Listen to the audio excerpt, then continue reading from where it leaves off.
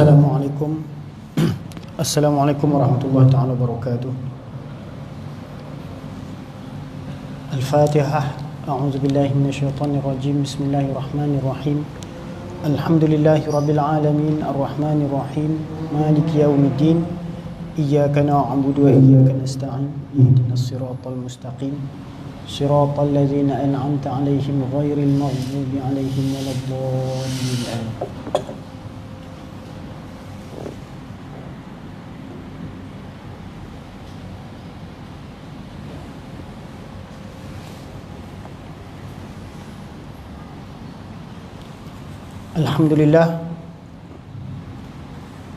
Alhamdulillah nahmaduhu wa nasta'inuhu wa nastaghfiruhu wa nu'minu bihi wa natawakkalu alayhi wa na'udzu billahi min shururi anfusina wa min sayyiati a'malina. Man yahdihillahu fala mudilla lahu wa man yudlilhu fala hadiya lahu wa nashhadu an la ilaha illallah wahdahu la sharika lahu ونشهد أن سيدنا وحبيبنا وشفيعنا محمدا عبده ورسوله صلى الله عليه وعلى آله وصحبه وبارك وسلم تسليما كثيرا كثيرا. أما بعد، فإن أصدق الحديث كتاب الله تعالى، وخير الهدي هدي محمد صلى الله عليه وسلم، وشر الأمور محدثاتها، وكل محدثة بدعة، وكل بدعة ضلالة، كل ضلالة في النار. سبحانك لا علم لنا إلا ما علمتنا إنك أنت العليم الحكيم. رب اشرح لي صدري ويسر لي أمري واحلل عقدة من لساني يفقه قولي.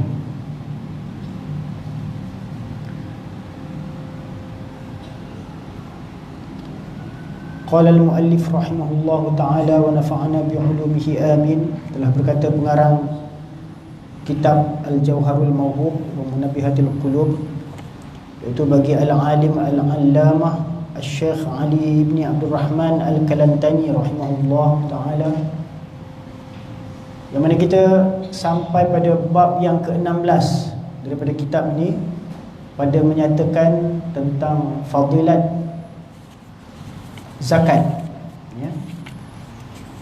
Kalau kitab Jawi itu pada muka surat 85, ya, Al-Babus Sadis Asyara fi Fadilati Zakah, ya, bab yang ke-16 pada menerangkan fadilat kelebihan zakat. Kalau kitab Rumi pada muka surat 159. Jadi bab yang ke-16 ini pada menyatakan kelebihan zakat, dan iaitu dalil atas beriman orang yang berbuatnya. Kerana bahawasanya orang munafik tertegah ia daripadanya, kerana tiada ia i'tiqadkan wajibnya. Firman Allah Subhanahu wa taala, a'udzubillahi minasyaitonir rajim, wa aqimus salata wa atuz zakah, yang bermaksud dan dirikan olehmu akan sembahyang dan berikan olehmu akan zakat. Dari surah Al-Baqarah ayat yang ke-43. Dan sabda Nabi SAW, az-zakatu qantaratul Islam, yang bermaksud zakat itu adalah titik bagi agama Islam, iaitu kerana memberi zakat itu jalan kepada tetap pada agama. Jadi ini adalah menyatakan tentang kelebihan, ya, kelebihan salah satu daripada rukun Islam kita, itu menunaikan zakat, ya. Jadi orang-orang yang tidak beriman, ya, ataupun orang-orang yang munafik, ya, mereka ni mengingkari akan kewajiban zakat ni, ya. Mereka mengingkari akan kewajiban zakat, ya, sebagaimana Qarun dia tak nak bayar zakat, ya. Maka Nabi Musa AS pun diperintahkan untuk mendakwah, kan, kepada Qarun ni. Jadi zakat ni adalah bentuk pemberian, ya, pemberian kepada orang lain, bukannya untuk diri kita sendiri. Mana takkan kita nak bayar zakat kat kita sendiri, mana kita perlu beri pada orang lain. Jadi banyak hikmah-hikmah Allah Subhanahu Wa Taala mensyariatkan zakat ini dalam agama Islam supaya kita dapat mewujudkan keseimbangan dalam kehidupan kita bermasyarakat. Sebab apa, dalam kehidupan ni bukannya semua orang berharta, ya, bukannya semua orang ada kemampuan untuk mendapatkan rezeki ataupun kekayaan, ataupun kemewahan, keselesaan. Ada orang yang duduk dalam kesusahan, kesempitan, ya, berbagai-bagai kesukaran hidup, ya, mungkin disebabkan perkara-perkara faktor-faktor yang berbeza, ya, mungkin daripada sebab kemalangan jiwa ataupun kebakaran, maka tinggallah selai sepinggang, ataupun disebabkan kematian ibu bapa dan sebagainya, ya, banyak sebab-sebab yang tertentu yang menyebabkan manusia ni bukannya semuanya hidup dalam keadaan senang ataupun kaya, ya. Ada kalanya bila diuji, Allah Taala menguji seorang hamba tu dengan kesusahan ataupun kesukaran hidup, maka tidak dapat tidak dia perlu mendapatkan pertolongan daripada orang yang berkemampuan, ya. Dan orang-orang yang berkemampuan ni pun perlu sama-sama mengambil tanggungjawab, tengok pada orang-orang yang memerlukan. Bukan kata dia dah kaya, dia dah senang, aku punya hal lah, korang susah, korang malas, tak nak kerja, banyak buang masa, kita condemn pula mereka macam tu. Bukan macam tu, ya. Ada orang ni setengah tu dia tak tahu nak buat apa. Mungkin disebabkan kurang ilmu pengetahuan ataupun kurang pengalaman, jadi dia tidak nampak peluang-peluang ataupun dia tak nampak apakah yang boleh diusahakan untuk mendapatkan, ya, hari ini kita perlukan duit lah banyak untuk belanja dan menguruskan kehidupan kita. Tapi bukan semua orang mampu untuk mendapatkan keuangan yang banyak, ya. Ada orang yang hanya kais pagi makan pagi, kais petang makan petang. Jadi kerana itu Allah Subhanahu Wa Taala mensyariatkan zakat ni supaya orang-orang yang berharta, orang-orang yang berkemampuan ini mengambil berat sama terhadap orang-orang yang memerlukan, antaranya fakir miskin, ya. Itu antara orang-orang yang berhak menerima wang pungutan zakat itu, ya. Ada 8 asnaf, ya. Antaranya yang paling utama kita tahu fakir dan miskin lah. Antaranya banyak lagi, itu Ibnu Sabil, Gharimin, Ar-Riqab, ya, banyak lagi. Baik, jadi zakat ni menurut firman Allah Subhanahu Wa Taala dia adalah suatu perintah, ya, amar. Jadi apa saja perintah daripada Allah Subhanahu Wa Taala, paling utama, paling maksimum, hendaklah dia hukumkan sebagai wajib. Mana wajib, fardu, itu yang paling utama sekali. Sekurang-kurangnya itu sunat, ya. Tapi dalam perkara solat, ya, ini adalah merupakan kewajiban yang tak dapat tidak ditunaikan, tak dapat tidak perlu ditunaikan oleh setiap hamba yang beriman, ya. Kerana itu adalah antara syarat orang yang beriman tu, dia perlu menunaikan rukun-rukun agama Islam itu. Dan Allah Subhanahu Wa Taala kaitkan ibadat solat itu dengan menunaikan zakat. Wa aqimus solah wa atuz zakah. Maksudnya di situ menunjukkan betapa ianya adalah suatu perintah yang sangat diberatkan oleh Allah Subhanahu Wa Taala. Sebagaimana solat itu difardukan, begitu juga zakat itu juga difardukan ke atas orang-orang yang beriman. Dan sabda Nabi SAW, az-zakatu qantaratul Islam. Zakat tu di antara perkara yang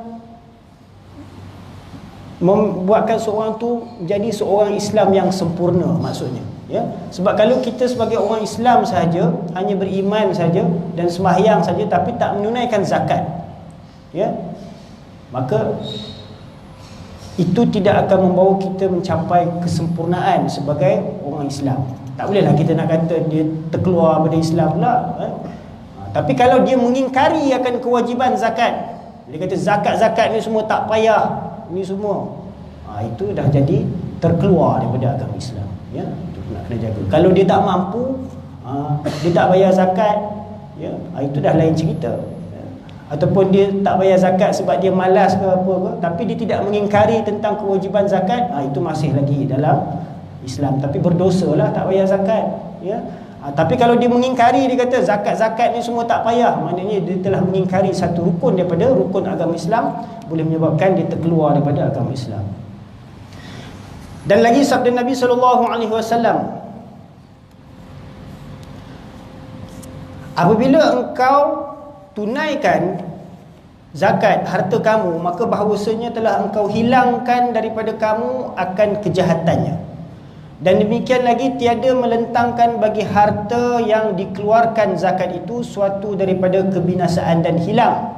Maka harta yang dikeluarkan zakatnya terpelihara ia di dalam peliharaan Allah Ta'ala, kerana baiknya lagi berkat padanya. Ya. Jadi maksud daripada kenyataan sabdaan Nabi SAW ini, kita tak perlu risau akan harta yang telah kita infakkan untuk zakat itu. Kita tak perlu risau bahawa harta kita tu akan menjadi kurang, ya. Sedangkan Nabi SAW telah menyatakan bahawa harta yang kita zakatkan itu, dia tetap akan terpelihara dalam peliharaan Allah Subhanahu Wa Taala. Ya. Maka setiap apa yang kita zakatkan itu, apa yang kita infakkan untuk tujuan zakat itu, Allah Subhanahu Wa Taala akan memberikan ganjaran. Ya. Ada ganjaran untuk orang-orang yang memberikan zakat ini. Dan pada hadis yang sahih daripada Abu Hurairah radhiyallahu anhu, katanya, sabda Rasulullah SAW, tiada daripada yang mempunyai emas dan perak, tiada memberi daripadanya akan haknya, melainkan apabila adalah pada hari kiamat, dijadikan hartanya seperti papan, dibakarkan dia di dalam api neraka Jahannam. Maka diselarkan dengan dia akan pelipisannya, dua lambungnya dan belakangnya tiap-tiap dibalutkan, dikembalikan baginya pada hari yang adalah kadarnya 50,000 tahun, hingga dihukumkan antara segala hambanya. Maka dilihat akan jalannya, ada kalanya kepada syurga atau kepada neraka. Jadi ini suatu peringatan, ya, daripada sabdaan hadis Nabi SAW ni, supaya kita berhati-hati. Kalau kita ni ada duit banyak, ya, emas dan perak banyak, tapi kita tidak keluarkan zakat, maka Allah Subhanahu Wa Taala akan menghukumkan orang-orang yang tidak mau mengeluarkan zakat ini, ya. Dia akan dibakarkan di dalam api neraka Jahannam, ya. Bagaimana keadaannya itu dinyatakan di sini. Maka diselarkan dengan dia akan pelipisannya, dua lambungnya dan belakangnya tiap-tiap dibalutkan, dikembalikan baginya pada hari yang adalah kadarnya 50,000 tahun. Ini supaya dia dibakar, ya, dalam api neraka Jahannam. Dan keadaan itu tak tentu, tak tahu dapat masuk syurga ke, masuk neraka ke, sebab dengan hukuman tu tak ada kepastian untuk dia. Kalau Allah Ta'ala suka, Allah nak ampunkan, dapatlah dia masuk ke syurga dengan rahmat Allah Ta'ala. Kalau Allah Ta'ala tak suka, maknanya banyak sangat harta-harta dia langsung dia tak mau menunaikan zakat, ataupun dia pernah mengingkari tentang kewajiban zakat, mungkin Allah Subhanahu Wa Ta'ala akan memasukkan dia ke dalam neraka Jahannam. Dikatakan barang siapa menegahkan 5 perkara, ditegahkan Allah Ta'ala akan 5 perkara, ya. Apabila seseorang itu menegahkan 5 perkara, maksudnya dia tak nak buat 5 perkara itu, maka Allah Ta'ala pun tak akan tunaikan 5 perkara. Apa yang pertama? Barang siapa menegahkan zakat, yang ini tak mau menunaikan zakat, maka ditegahkan Allah daripadanya akan terpelihara hartanya.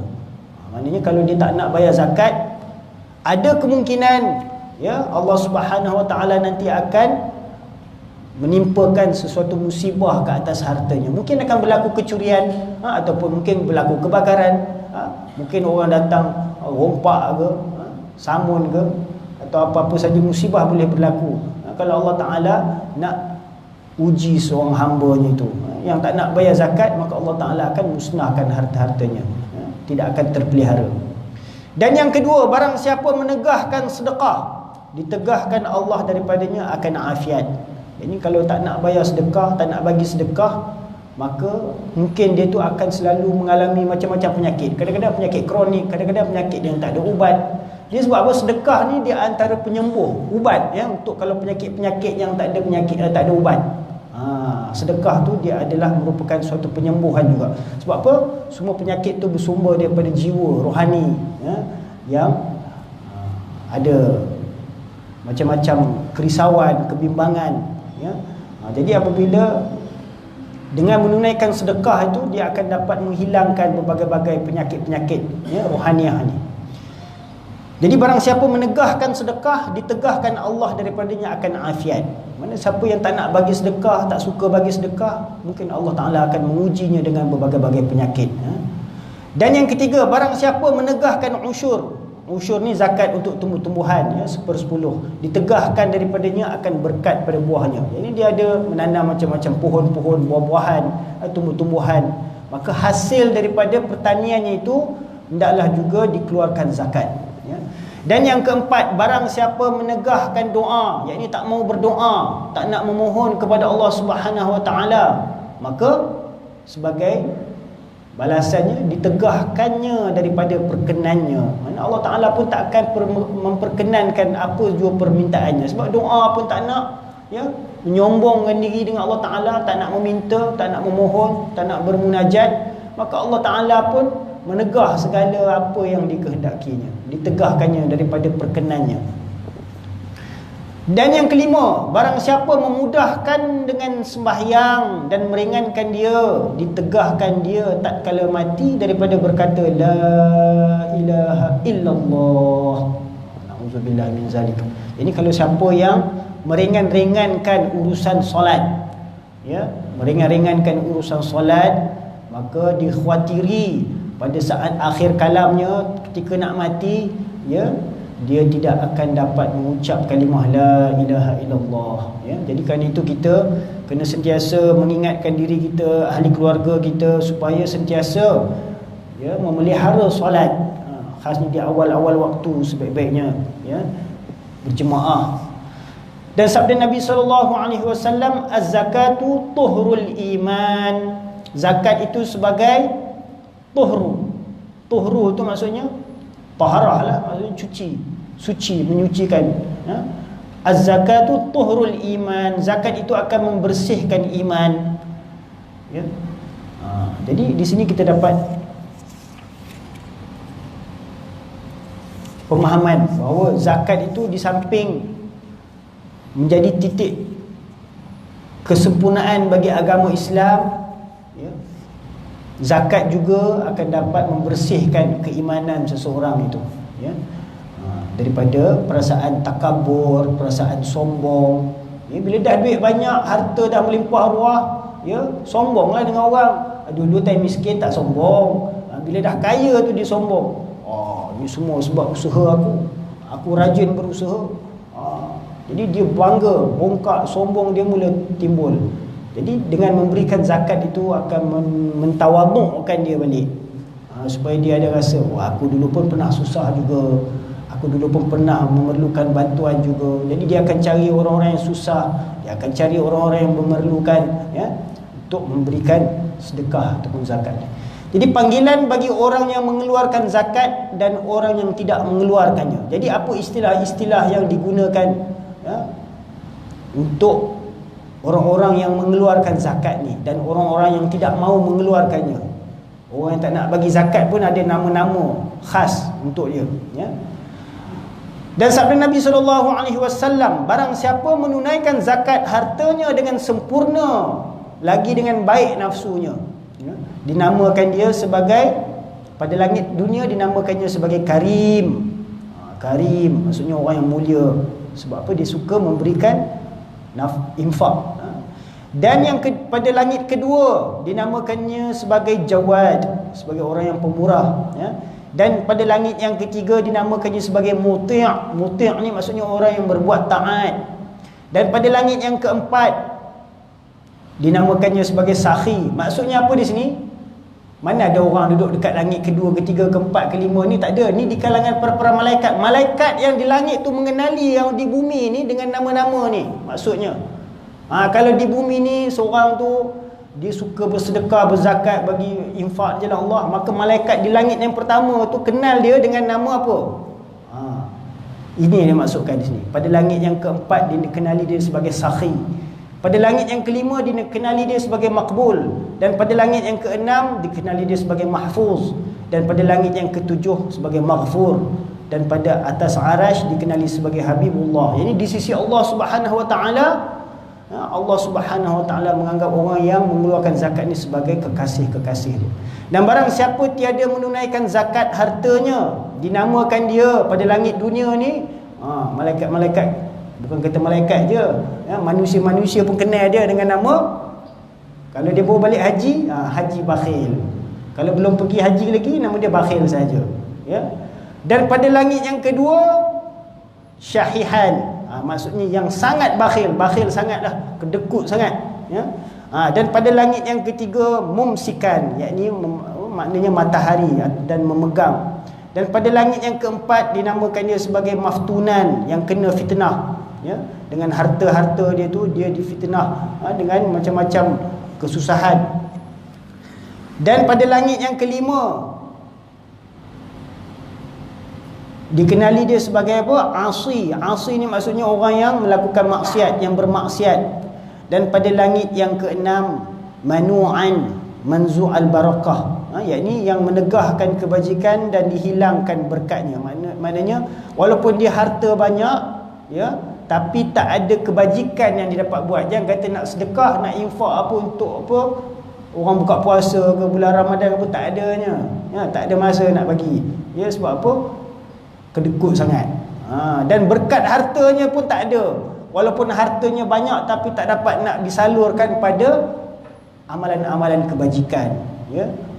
Tiada ada bahagian baginya pada hartanya itu kebajikan. Maknanya walaupun harta dia banyak, berbilion-bilion, bertrilion-trilion ke apa ke, tapi tak dapat dia nak sumbangkan dia pada jalan Allah Subhanahu Wa Taala, ya.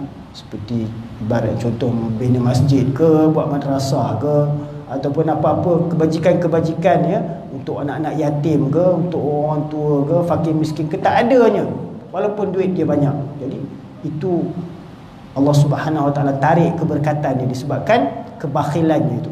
Dan sabda Nabi sallallahu alaihi wasallam, la yaqbalullahu al-imana illa biz-zakah wala imana liman la zakatalah. Apa maksudnya? La yaqbalullahu al-imana, Allah tidak akan mengkabuli iman seseorang illa biz-zakah, kecuali dengan menunaikan zakat. Maksudnya apa? Keimanan seseorang tu tak akan mencapai kesempurnaan, ya, di sisi Allah Ta'ala selagi mana dia tidak menunaikan zakat. Wala imana liman la zakatalah, dan tidak beriman bagi seseorang yang tidak menunaikan zakat. Maknanya apa? Keimanan seseorang tu walaupun dia beriman tak akan mencapai kesempurnaan, ya, selagi mana dia tidak menunaikan zakat. Tiada terima Allah akan iman melainkan dengan memberi zakat, dan tiada iman bagi orang yang tiada zakat baginya. Baik, ini sebuah hikayat, adalah pada zaman Ibnu Abbas radhiyallahu anhuma, seorang sahabat, zaman sahabat, ya. Zaman Sayyidina Ibnu Abbas radhiyallahu anhuma terdapat seorang lelaki yang banyak hartanya. Maka tak kala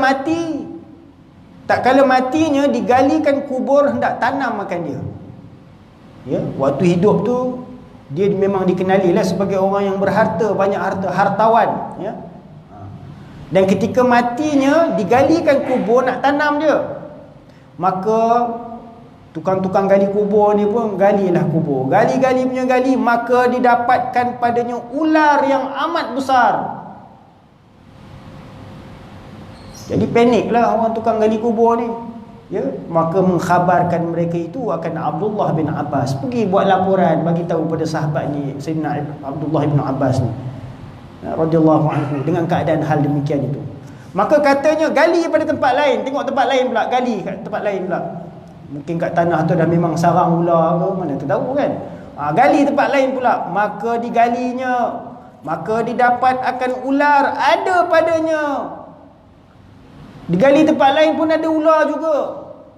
Hingga digalinya 7 lubang kubur. Sampailah 7 lubang kubur digalinya. Mana jumpa satu ular dalam lubang tu, gali pula tempat lain, sampai 7 lubang kubur digalinya. Maka ditanya akan ahlinya daripada halnya. Maka mereka pun jadi curiga, apa puncanya menyebabkan ni digali sana gali sini pun ada ular ni. Maka ditanya pada ahli keluarganya, apa hal ini, waktu hidup dia apa dia buatnya. maka berkata mereka itu bahawasanya adalah ia menegahkan zakat. Ini dia tak nak bayar zakat, dia menolak, mengingkari membayar zakat. Maka menyuruh ia akan mereka itu dengan menanamkan dia sertanya. Ini Abdullah bin Abbas pun dah tak ada jalan lain, tanam saja dalam kubur tu, walaupun dalam kubur tu ada ular sedang menunggu.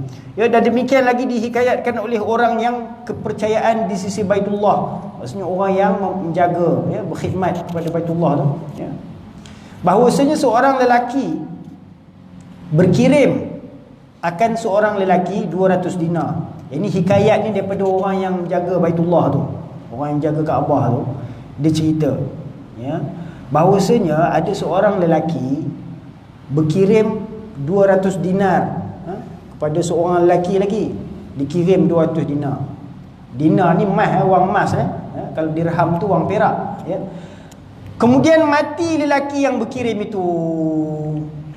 Jadi orang yang kirim tu meninggal dunia. Maka datanglah anaknya dan menuntut dia akan wadiah kiriman itu. Jadi anak yang tukar yang mengirim duit ni datang buat tuntutan, maka diberikan dia kepadanya. Jadi anak yang datang buat tuntutan ni, dia dakwa lebih lagi, maka mendakwa anaknya akan lebih atas demikian itu. Dia kata mana ada lagi, maka diangkatkan pekerjaannya kepada hakim. Maka orang yang dituntut tak puas hatilah, macam mana minta lebih pula ni, jom rujuk pada hakim. Maka berkata hakim pun berkata, gali olehmu akan kuburnya, gali kubur orang yang meninggal tu, yang kirim duit 200 dinar tu. Maka digalinya, maka didapat pada tubuh mayat itu terdapat apa? 200 selar daripada api. Mana badan dia tu penuh dengan selaran-selaran api, bergaris-garis. Maka berkata hakim bahawasanya selar itu atas kadar kirimannya, dan jikalau banyak hartanya, banyak selarnya, kerana bahawasanya adalah ia menegahkan zakat. Jadi disebabkan orang ni tidak mahu membayar zakat, maka dia menerima azab dia tu dalam kubur lagi. Dan ini hikayat menunjukkan atas bahawasanya selar itu dengan kadar sekalian harta, tiada dengan kadar zakatnya juga. Maksudnya daripada sekalian harta tu hendaklah dibuat perkiraan kadar mana yang perlu dizakat, kerana bergantung zakat itu dengan sekalian hartanya, seperti kata Imam Fakhrul Razi. Maknanya keseluruhan harta-harta kita tu, itu kalau bayar zakat harta lah. Kalau zakat emas pun macam tu juga, semua emas-emas tu mana dihitungkan, baru dikirakan kadar zakat untuk emas tu. Dan sabda Nabi SAW, hasinu amwalakum bizzakah wadawu mardakum bissadaqah. Sabda Nabi SAW, hasinu amwalakum bizzakah, pelihara oleh kamu akan harta-harta kamu dengan memberi zakat, dengan membayarkan zakat. Ini dengan membayar zakat itu akan dapat pemeliharaan dari sisi Allah ke atas harta-harta kita. Mana harta-harta kita tu akan terpelihara daripada kebinasaan ataupun daripada perkara-perkara yang tidak mendatangkan manfaat. Hasinu amwalakum bizzakah, peliharalah harta-harta kamu dengan zakah. Jadi kalau tuan-tuan, perempuan, ibu bapa-bapa sekalian ni yang banyak harta ni, janganlah lupa zakat pula. Ini sebagai orang kata pengetahuan untuk memperingatkan kita. Sebab apa? Zakat ni dia beza dengan sedekah. Zakat ni bukan boleh kita buat hari-hari macam solat. Solat memanglah hari-hari kita buat, jadi kita tak lupa nak solat. Tapi zakat ni dia setahun sekali je. Dia ada kadar-kadar yang tertentu dan ada masa-masa yang tertentu yang kita nak bayarnya. Dan pada orang-orang yang tertentu saja, bukan kata kita boleh bagi zakat pada semua orang. Lainlah sedekah. Jadi dia ada perbezaan antara zakat dan sedekah. Nanti kita akan sentuh nanti insya-Allah. Jadi di sini dinyatakan tentang fadilat zakat dan fadilat sedekah. Dengan zakat dapat memelihara harta kita daripada binasa, dan wadawu mardakum bisadaqah, dan berubatlah kamu akan sakit-sakit kamu yang sakit di kalangan kamu itu dengan memberikan sedekah. Nampak? Di sini menunjukkan sedekah juga adalah satu penyembuh. Dia mempunyai daya penyembuh penyakit, ya, khasnya penyakit-penyakit yang bersifat rohani itu, yang kedekut, tamak, haloba, ya, sangka buruk dengan orang, ya, pandang rendah pada orang, cinta dunia, takut mati. Ini semua penyakit-penyakit rohani ni dia akan terzahir dengan penyakit-penyakit yang jasmani. Ya, semua penyakit-penyakit jasmani ini menurut kata doktor lah, saya pun tak tahu, saya pun mengungkapkan kembali, ya, kata doktor-doktor, mereka kata penyakit-penyakit jasmani ni semua daripada rohani tu. Maknanya daripada batin tu, daripada dalaman dia tu, jiwa tu, penyakit dalam jiwa tu, disebabkan dia selalu menyimpan kebencian ataupun sangkaan-sangkaan yang buruk, ya, kerisauan-kerisauan, kebimbangan-kebimbangan yang tak sepatutnya, ya, maka dia akan terzahir dengan penyakit-penyakit. Ada penyakit-penyakit yang kronik, ada penyakit-penyakit yang tak kronik. Wallahu a'lam. Jadi dengan memberi sedekah itu akan dapat mengubat penyakit-penyakit yang kadang-kadang kita tak jumpa ubat dia, ya, atau penyakit-penyakit yang susah kita nak temu dengan tukang tabibnya.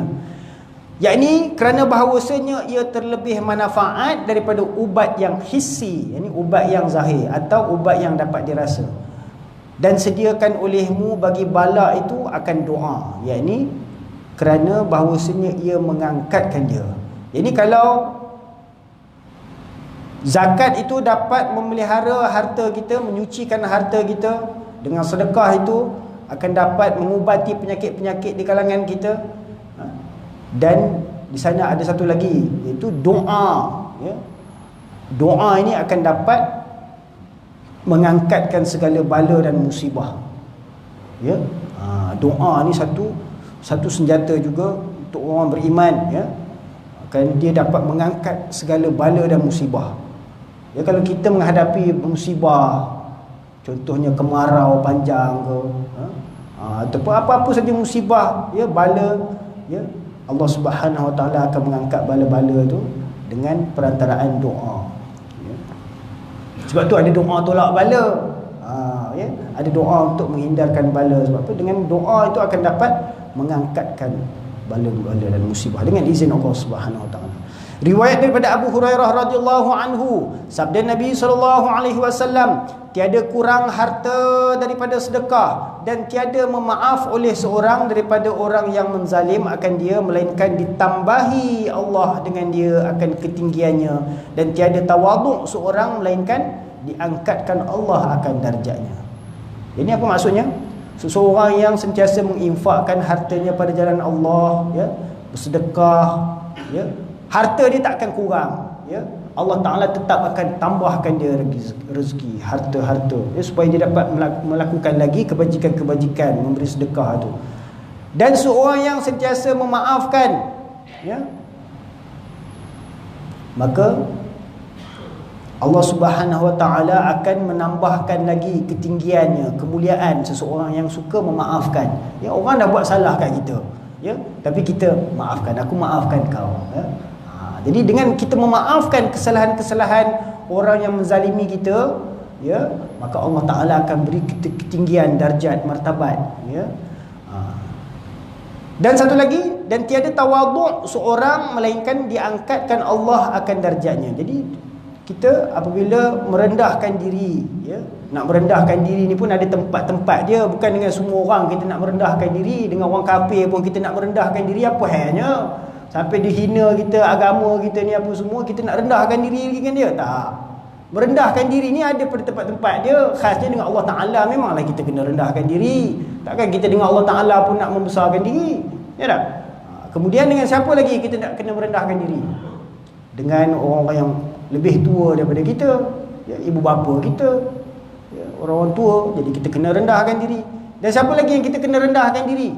Pada orang-orang yang lebih berilmu dari kita, ataupun orang yang lebih mulia daripada kita, ya, baik daripada segi pangkat ke, ilmu ke, kedudukan ke, maka kita perlulah tawaduk, rendah diri. Jangan jumpa menteri besar, kita tahu dia ni bukan ulama pun, jumpa menteri besar kita pun buat macam sembang macam member, tak boleh. Kita kena hormatlah, rendahkan diri kita ni sebagai orang, ya, rakyat.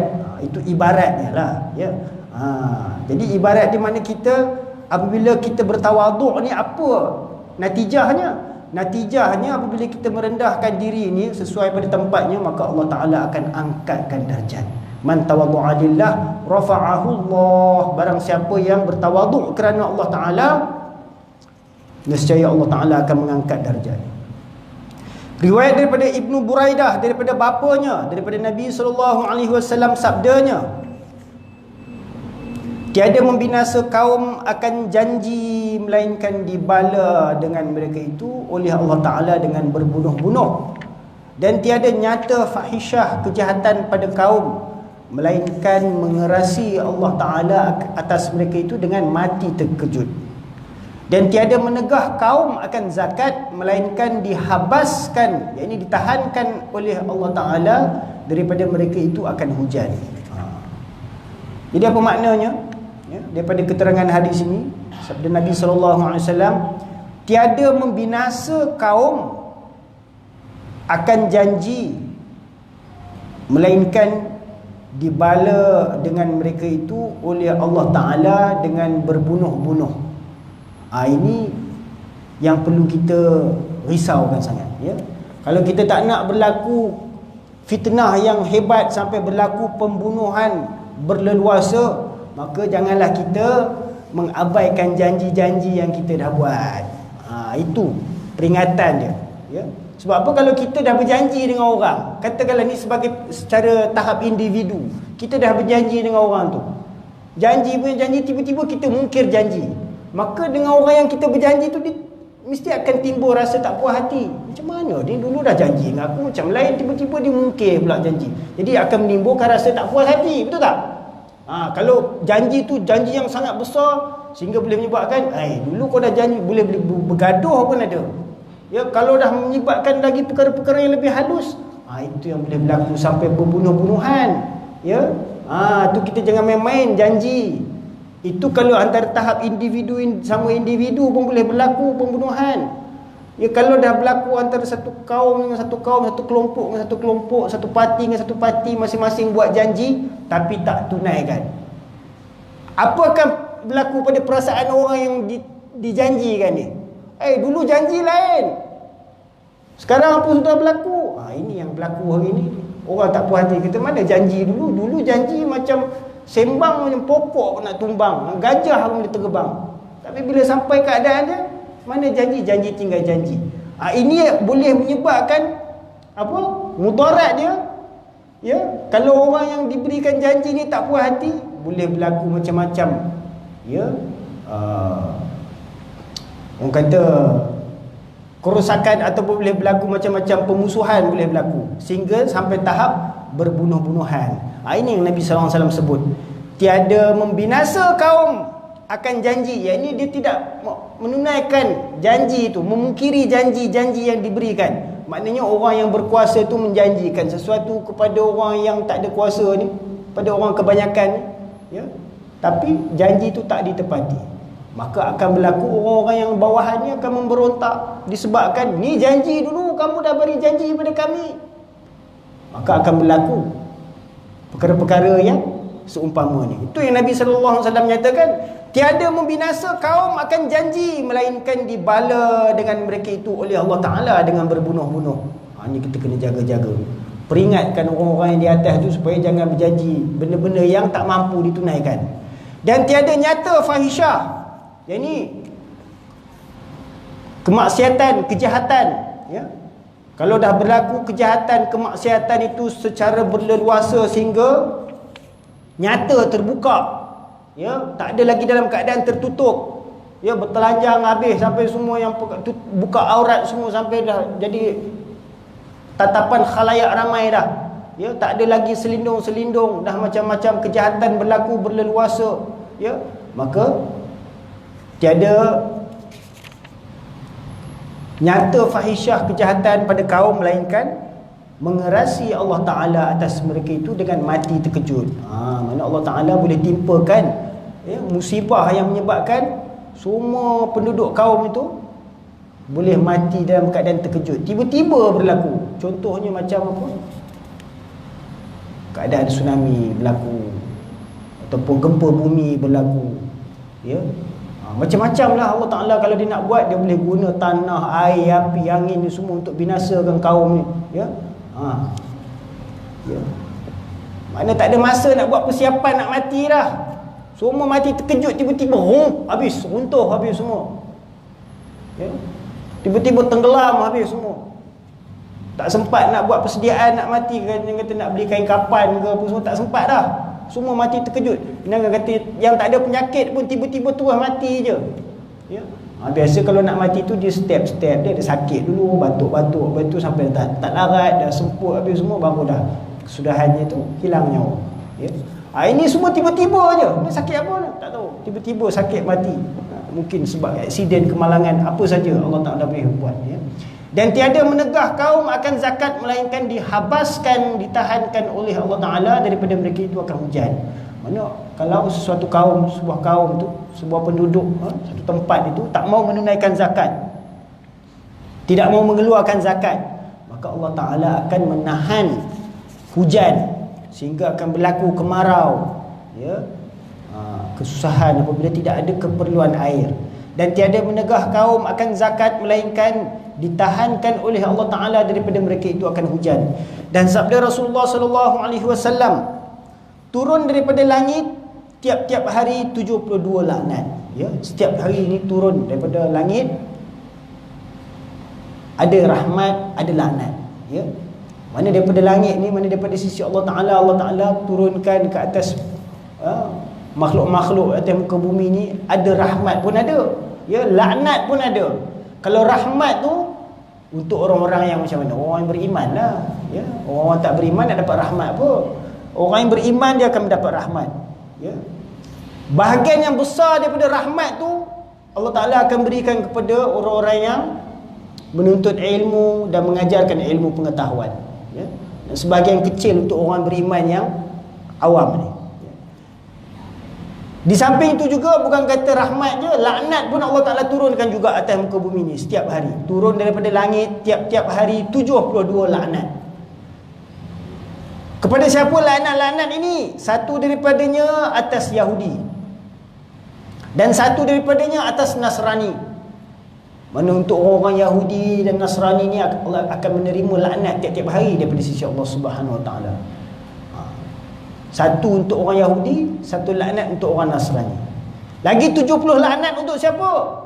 Dan 70 laknat lagi atas orang yang menegahkan zakat, yang ini tak mau mengeluarkan zakat. Mereka ni dapat laknat lagi besar pada orang Yahudi dan Nasrani. Jadi kita janganlah jadi orang-orang yang dilaknati oleh Allah Subhanahu Wa Ta'ala kerana kedekut sifat bakhil kita, ya. Tidak mahu melihat keperluan sesama manusia, lebih mementingkan diri, ya. Dan tiap-tiap harta yang diberikan zakatnya, maka empunyanya Habibur Rahman, ya. Macam tadi di langit ketujuh, di atas arash, ya, atas arash, pada atas arash dikenali sebagai Habibullah, maksudnya kekasih Allah Ta'ala, ya. Jadi orang yang memberi zakat ni dikenali dia sebagai Habibullah ataupun Habibur Rahman, kekasih Allah atau kekasih Ar-Rahman. Maksudnya dia sangat dikasihi oleh Allah Ta'ala. Allah Ta'ala ni kalau dia dah kasih pada seorang hamba, dia akan panggil Jibril AS. Wahai Jibril, sesungguhnya aku kasih pada si Fulan bin si Fulan. Kau beri, istiharkan pada semua penghuni-penghuni di langit. Katakan pada mereka bahawa aku kasih pada si Fulan, dan kau pun kena kasih pada si Fulan, dan bagi tahu pada semua penghuni-penghuni langit ni supaya kasih kepada si Fulan. Ya, malaikat Jibril pun akan pergi istiharkan. Wahai penghuni-penghuni langit semua, sesungguhnya Allah Ta'ala telah kasih pada si Fulan bin si Fulan, dan Allah perintahkan aku kasih pada si Fulan bin si Fulan, dan Allah perintahkan kamu semua kasih pada si Fulan bin si Fulan. Sebab apa? Kecintaan, mahabbat itu daripada bukan pada langit ketujuh ke langit keenam ni, daripada atas langit lagi, daripada atas arash lagi, daripada sisi Allah Subhanahu Wa Ta'ala. Maka itu perintah yang teratas sekali, semua yang di bawah ni semua kena ikut, ya. Kemudian Allah perintahkan Jibril AS, kau istihar pada penghuni-penghuni di bumi pula, ya, sebagaimana kau istihar pada penghuni di langit, maka malaikat Jibril pun istihar pada penghuni-penghuni di bumi, ya. Sesungguhnya Allah kasih pada si Fulan bin si Fulan, Allah perintahkan aku kasih pada si Fulan bin si Fulan, Allah perintahkan semua penghuni-penghuni langit kasih pada si Fulan bin si Fulan, dan Allah perintahkan semua penghuni-penghuni di bumi supaya kasih pada si Fulan bin si Fulan. Itu kalau orang yang suka bersedekah ni, Mana ada orang benci dia dah. Semua orang sayang. Nampak dia baju, oh Assalamualaikum. Kita tahu dia ni memang suka sedekah, kot dapat lah sikit masuk poket ke apa. Ya. Jadi sangat dikasihi oleh hamba-hamba ni. Bukan kata di sisi Allah Ta'ala saja. Dan tiap-tiap harta yang diberi zakatnya, maka empunyanya Habibur Rahman. Dan apabila mati empunyanya dan jatuh hartanya pada tangan segala warisnya, memberi zakat mereka itu atau tiada memberi zakat, sentiasa malaikat menyurat akan kebajikannya pada empunyanya hingga hari kiamat. Jadi kalau kita ni ada harta banyak, selama kita hidup, mana kita bertanggungjawab atas harta yang kita punya tu, kita tunaikanlah zakat. Sebab apa? Ganjaran pahala tu malaikat akan tulis sampai hari kiamat. Walaupun kita dah meninggal dunia, dapat harta tu kepada anak cucu kita ke, dia orang ni jenis tak tunaikan zakat pula. Ya. Tapi disebabkan waktu kita hidup, kita menguruskan harta kita tu dengan kita memberikan membayarkan zakat, malaikat akan terus mencatatkan pahalanya tu sehinggalah ke hari kiamat. Ya. Dan apabila mati empunyanya dan jatuh hartanya pada tangan segala warisnya, memberi zakat mereka itu atau tiada memberi zakat. Nampak? Sama ada warisnya itu meneruskan bayar zakat ataupun tak bayar zakat, sentiasa malaikat akan menyurat akan kebajikannya bagi empunyanya hingga ke hari kiamat. Ya. Jadi selama kita hidup, kalau kita berharta, kita tunaikanlah zakat apa yang kita dalam pemilikan harta kita itu. Ya. Dan lepas ia daripada siksa kubur, ya, dan daripada azab neraka, masuk ia kepada syurga, selamat, ya, masuk ke dalam syurga. Disebabkan kita berjaya menguruskan harta kita selama waktu kita hidup itu dengan menunaikan zakat-zakatnya pada kadar dan haul, ya, nisabnya. Dan tiap-tiap harta yang tiada diberi zakatnya, jadi kalau seorang tu dia berharta selama hidupnya tu dan dia tak mengeluarkan zakat, tak membayar zakat, maka iaitu khabis, kotor, dan empunyanya khabis, hartanya tu pun khabis, orang yang memiliki harta tu pun khabis. Maksudnya khabis tu buruk sangatlah, kotor, ya. Yang ini jahat sangat, ya. Jahatlah, duit banyak tak nak sedekah, kedekut, macam-macam lagi, ya. Khabis, yakni jahat dan sentiasa dosanya atas empunyanya. Selama mana dia memiliki harta tersebut, selama itulah dia berdosa kerana dia tidak membayar zakatnya. Dosanya itu sampai bila? Sampai hari kiamat, ya. Dan jikalau lepas dia meninggal dunia, harta tu jatuh pada anak cucu dia ke, waris-warisnya, dan waris-waris dia pula jenis yang beriman, beramal soleh pula, tunaikan zakat, ya, tetap, ya, dia akan, harta itu tetap akan dianggap sebagai khabis, harta yang buruk. Sebab apa? Waktu permulaan harta itu dihimpunkan oleh pemiliknya itu tidak membayar zakat, ya, maka harta itu adalah harta yang buruk, dan orang yang mewarisi itu pun dia mewarisi harta yang buruk. Itu ibarat, ya. Dan jikalau jatuh ia pada tangan orang yang memberi zakat kemudiannya sekalipun, jadi kita kalau nak terima harta, berhati-hatilah, ya. Jangan suka-suka orang nak bagi harta, kita pun terima je harta. Nak tahu dulu harta ni dulu ada bayar zakat ke tidak. Sebab apa? Kalau tidak, kita menanggung bala tu, dosa tu, dengan keburukan harta tu, ya. Mungkin dengan sebab kita menanggung harta yang tak dibayar zakat tu, macam-macam mudarat pula akan timbul, ya. Macam-macam berlaku keburukan, kejahatan pula yang timbul. Duit dah banyak, kita guna untuk joli katak lah, apalagi ni duit free ni orang bagi ni. Mana dia fikir nak sedekahnya, dia pergi macam-macam apa yang kita beli joli, kita joli, enjoy dulu, ya. Jadi semoga Allah Ta'ala pelihara kita, dan semoga Allah Ta'ala memberi kita, ya, taufik dan hidayah supaya kita ni dapat menunaikan kewajipan kita sebagai hamba Allah Ta'ala. Kalau kita ni berharta, jangan kita lupa menunaikan zakat, ya. Sebab itu antara ciri-ciri orang yang beriman, yang bertakwa, ya. Wa mimma razaqnahum yunfiqun, dan dengan apa rezeki yang Allah Ta'ala telah kurniakan kepada kita, hendaklah kita menafkahkannya kepada orang-orang yang memerlukannya, ya. Jadi apa beza antara zakat dengan sedekah ni, ya? Secara ringkasnya bolehlah saya nyatakan sini, zakat ni adalah perkara yang telah diwajibkan, ya. Zakat ni adalah satu kewajiban, sedangkan sedekah ni adalah perkara yang sunat, ya. Dan zakat ni perkara yang menjadi rukun bagi agama. Mana kalau tak tunaikan zakat tu tak sempurna agama kita, ya.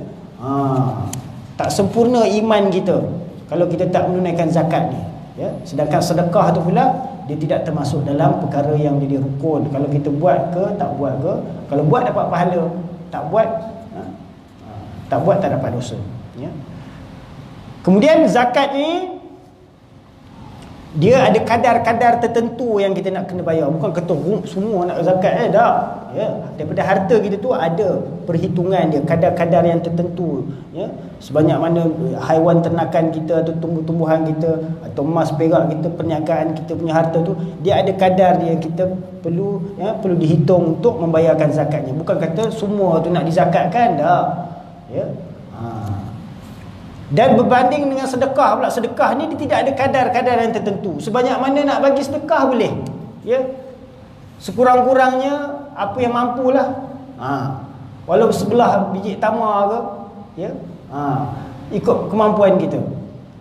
Kemudian zakat ni dia ada waktu-waktu yang tertentu untuk kita tunaikan dia. Macam kalau kita nak bayar zakat fitrah, bulan ni tak ada orang bayar zakat fitrah, maaf cik, kita kata saya datang nak bayar zakat ni, semalam dengar ustaz kata kena bayar zakat, esok dia pergi majlis agama Islam, dia kata saya nak bayar zakat. Pegawai agama, ini sekarang bukan bulan bayar zakat fitrah cik, nak bayar zakat perniagaan boleh, ya. Zakat harta ke, zakat emas perak tu semua boleh. Zakat fitrah tu dia ada waktu-waktu dia nak bayar dia. Bila kita bayar? Bila bulan Ramadan lah, kita tahulah zakat fitrah, ya. Kalau sedekah bila-bila nak bayar pun boleh. Nak esok boleh, hari ni pun boleh, sekejap lagi pun boleh, keluar masjid lagi pergi bayar sedekah boleh, ya. Bila-bila, dia tidak ada had masa dia. Itu antara perbezaan antara zakat dengan sedekah. Baik, insya-Allah ni ada sikit lagi daripada bab ni. Insya-Allah nanti kita akan sambung pada kuliah yang akan datang nanti dalam bab zakat ni. Selepas tu nanti kita akan masuk bab kelebihan sedekah pula, ya.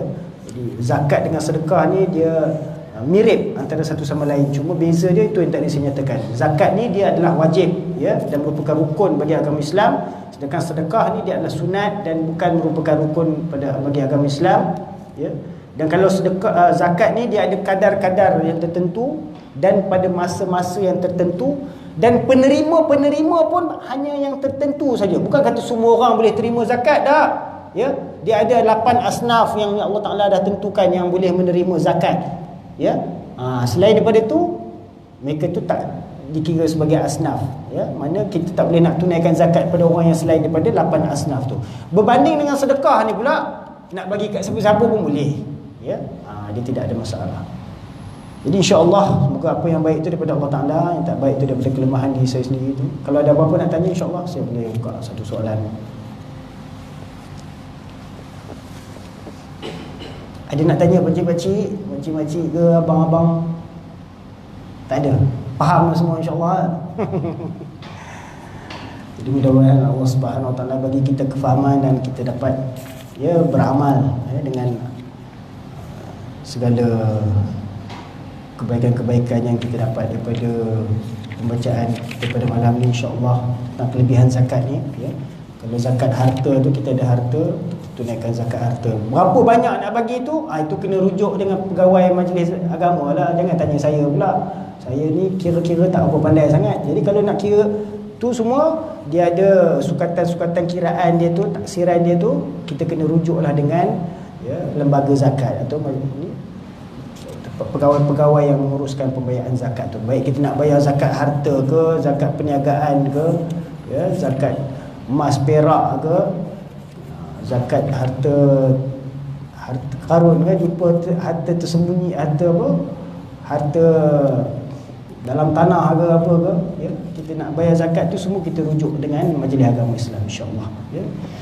InsyaAllah kita doa. A'udzubillahi minasyaitonirrajim. Bismillahirrahmanirrahim. Alhamdulillahirabbil alamin wassalatu wassalamu ala asyrafil anbiya'i wal mursalin wa ala alihi washabbihi ajma'in. Allahumma shalli ala sayyidina Muhammad wa ala ali sayyidina Muhammad.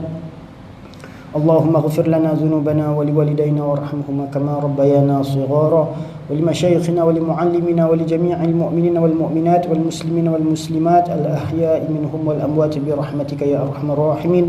اللهم انفعنا بما علمتنا وعلمنا ما ينفعنا وزدنا علما. ربنا زدنا علما ربنا زدنا علما ربنا زدنا علما. اللهم أحينا بحياة العلماء وأمتنا بموت الشهداء واحشرنا في زمرة الأولياء وأدخلنا الجنة مع الأنبياء عليهم الصلاة والسلام.